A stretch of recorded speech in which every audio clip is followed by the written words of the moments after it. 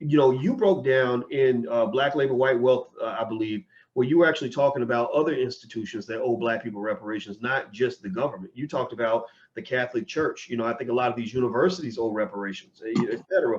They definitely owe reparations for what they did to y'all on them student loans. A lot of y'all gonna die in debt from the loans. That right there, that right there is one. That's the latest robbery. But even going deeper than that, it seems like there are other institutions outside the federal government that owe reparations to Black folks, particularly the Catholic Church. Can you kind of speak on that just a second before you go? I know that we were almost done, but I had to ask you about that one if you don't mind. It'll be a pleasure, Dr. Watkins. See, historically, there was always slavery. Always going back to, I guess, back to BC time. There are always forms of slavery, but slavery is always typically based on one of three things.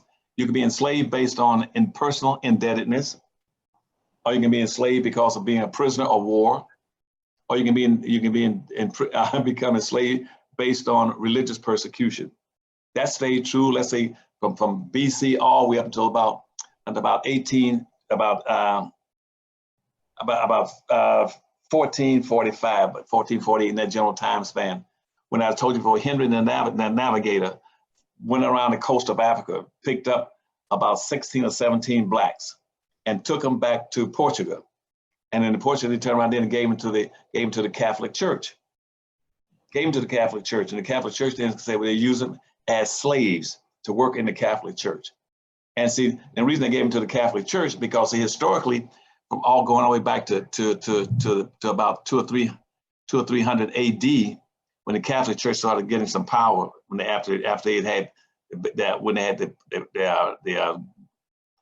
marched into in a traditional way, in the Middle East, trying to take over the Middle East, they stole a lot of things from the Middle East. They got a little wealth and power, and they created the Catholic Church. But the Catholic Church then had become like the safeguarder for slaves, and they were always saying, bring some comfort to the slaves. But in 1448, when they gave those slaves to the Catholic Church, they used them for slaves. And then by 1488, Pope Innocent says, you know what?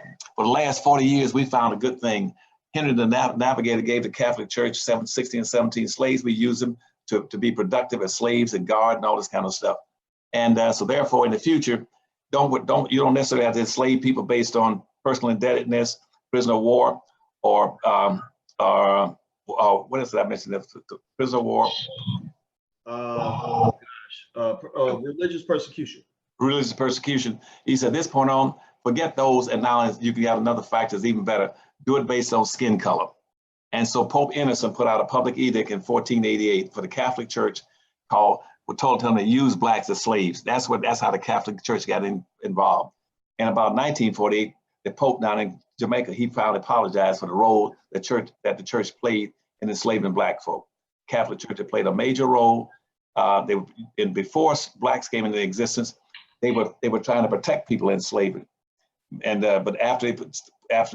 but when they got to 1488, they no longer were trying to protect slaves. They endorsed and misuse and abuse of Black folk.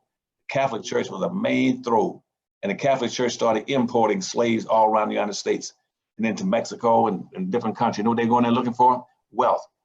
The Catholic Church in Spain shipped in about 3 or 4 million Blacks just into Mexico. Did you know that? That's Mexico then was called New Spain. Have you ever heard the word New Spain?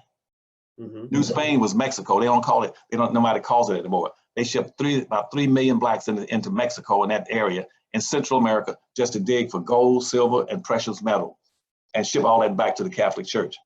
That enriched the Catholic Church to the point the Catholic Church became one of the richest organizations on the earth.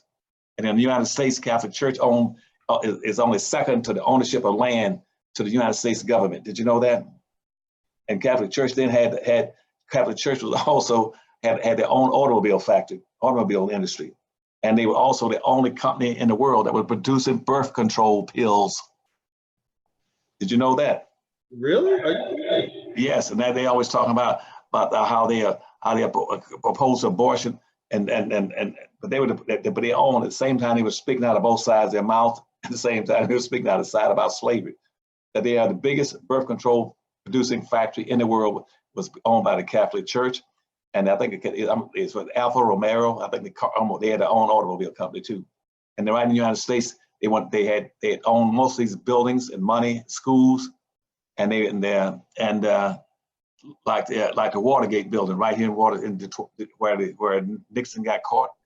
That's owned by the Catholics. Catholics are the second biggest landowner in the United States. Wow. I just want to know about the Catholic Church.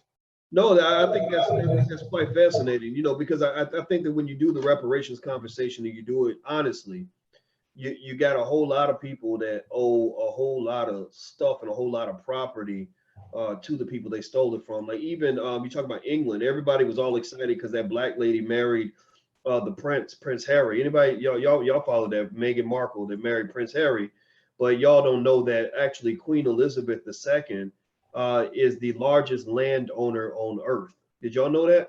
That she's the largest landowner on earth. And y'all know what the British Empire has done to black people. Y'all know how much was stolen by the British Empire. In fact, actually, I'm reading it right here. She owns 6.6 billion acres of land worldwide, including Great Britain, Northern Ireland, Canada, Australia, and a few other spots. She also has the Falkland Islands. So, this is just, they said that she's actually by and far and away the world's largest landowner. The second runner-up is King Abdullah, who owns 547 million acres of land. I didn't know that Queen Elizabeth owned that much land. I mean, and so I kind of think that when you talk about the reparations conversation, it seems like when you really dig into it and you really go deeper than these, things that you're seeing in Congress, you really find that there's a lot that's really old. And if people want to do the right thing, they're going to have to make right by that. And if they don't want to do the right thing, we just have to remind them, when they ask us for something, when they ask for something from us, we just say, well, you didn't do the right thing. So we have nothing for you. We have no votes for you. We give no money to you. We give no support to what you're doing until you do right by black people. Like they said in The Color Purple, until you do right by black people, no good will come to you.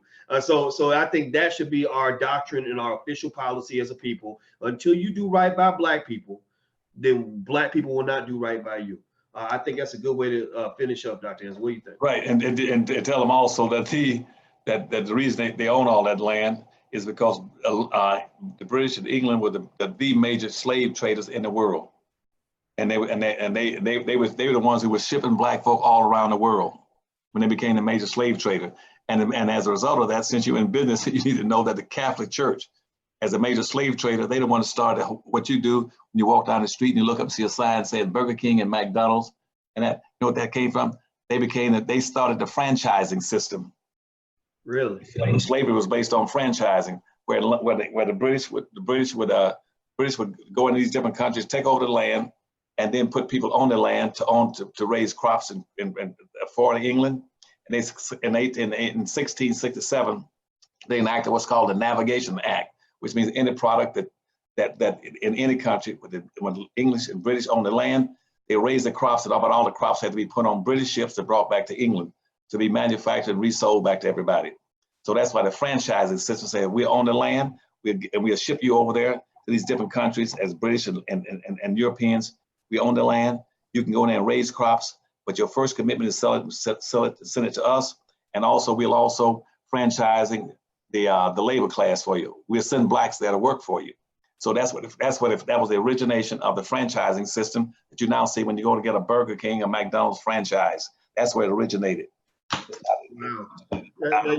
Now y'all tell me if you went to college or even high school, did y'all learn anything like this in college? Yes or no? Give me a yes or no. Were you learning things like this when you were in school? Were they really teaching you the things that Dr. Anderson's teaching you? Yes or no? Give me a yes or no. Because I know I wasn't learning this stuff. So I want to say thank you, Dr. Anderson. Thank you.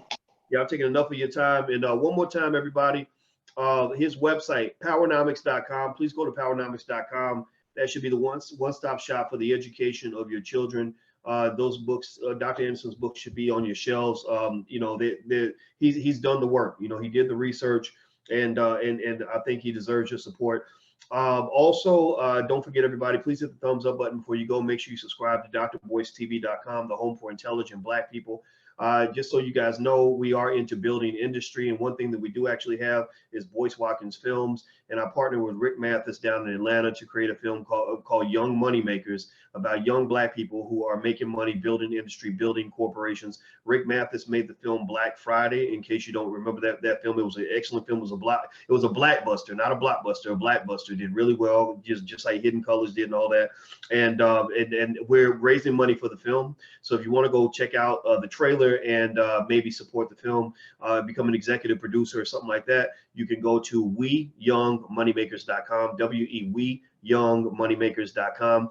Last but not least, New Orleans, I'll be there next week. drboyceneworleans.com. Chicago, July 28th. That's drboycechicago.com. Also, allblacknationalconvention.com. That's in September. And National Harvest Day. This is the last thing I'm saying. Harvest Festival Day. Excuse me. National Harvest Festival Day. Second Saturday in August. So I'll be in Los Angeles for that. You can go to drboycelosAngeles.com. That's where we're going to put that information. So I know there's a lot of stuff. So feel free to write these things down or rewatch the video. Share it with your family. Please take the video now. Go share it with your relatives and stuff like that, because this is the real conversation that needs to be had in America. So thanks a lot, Dr. Anderson. I will see you next week. Take care. I'll see you next week now. Yes, sir. Next Thursday, 2:15 p.m. Eastern. drboycetv.com. Take care. All right. Thank you, buddy. All right. Bye-bye. Bye-bye. All right, and then thank you guys for wishing me happy birthday, by the way. I want to say